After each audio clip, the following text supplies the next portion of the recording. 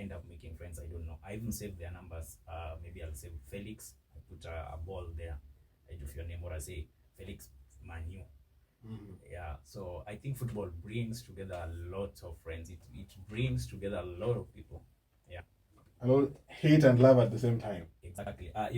There's this one day I was telling a Manchester United friend that why it not for Manchester United and Arsenal fans in this world, or in Kenya, or in Africa, globally. Let me just say globally.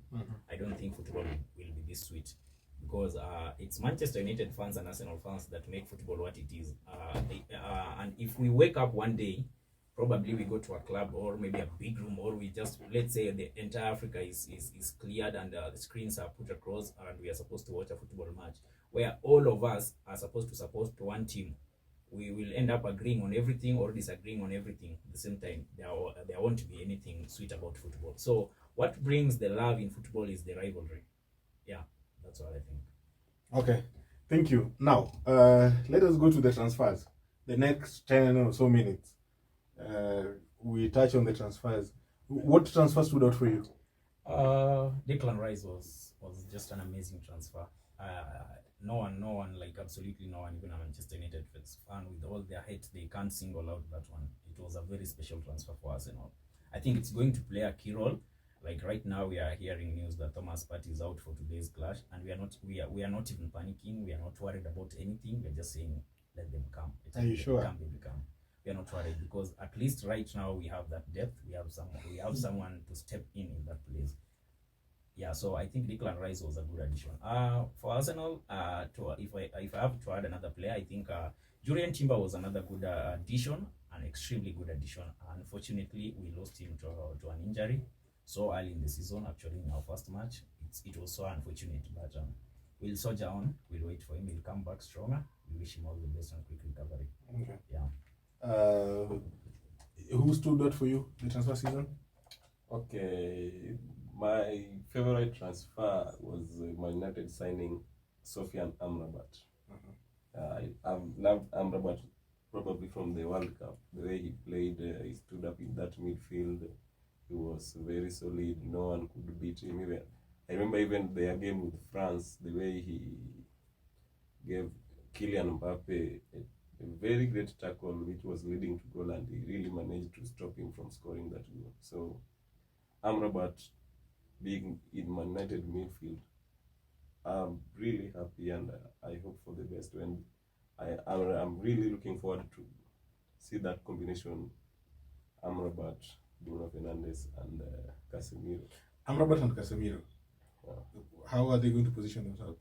Okay, you can use they are both defensive midfielders, but Casemiro can play both defensive and attacking midfield. So probably he will have easy time when they are being combined with Amrabat, so playing that defensive role, and Casemiro being a supplier in front there. Okay. Giving Bruno chances, giving Bruno Fernandes time to create chances. He's a chance creator, a very great one. Okay. Yeah. Akowino. Chelsea have spent billions, and we're not seeing that translating, bring any results. I said something recently. I was talking to a friend. I was talking to a friend of mine. By the his in Twitter is called KOTOCS, and another friend called 6000. I was telling them one thing about Chelsea. The current English Premier League football, it doesn't entertain some formations. You cannot take a team. A team cannot progress when they're playing under some conditions or some formations or some systems. You just can't get results.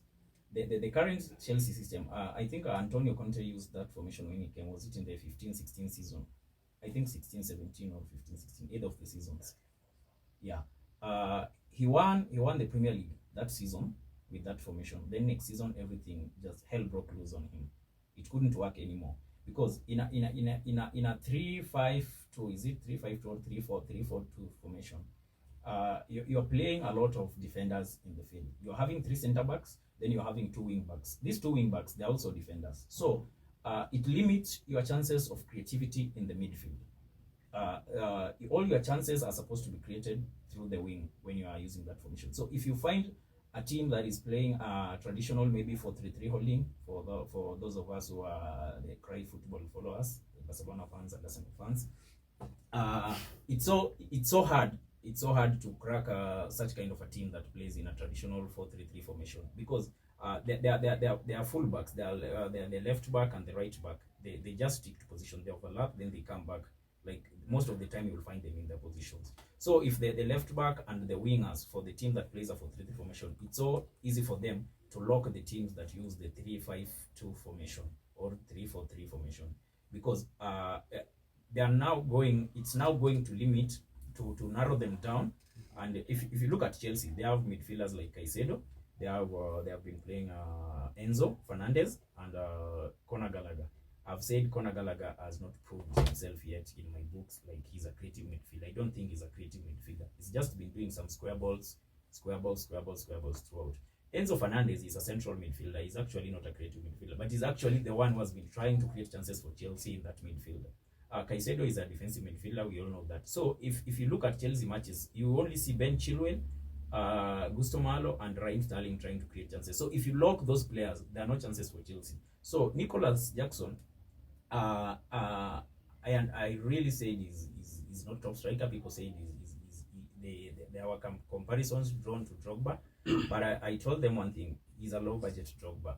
He doesn't match the standards of Drogba, but he's been making some good runs. If you watch Chelsea matches, the guy makes some good runs. You know, all you need to know that a striker is good, is you have a good striker, is through the runs. When a good player or a good striker makes a good run, even if he doesn't get the ball, you will just know this one is a good player. But this guy, despite making those runs, they don't have a creative midfielder to identify that this guy is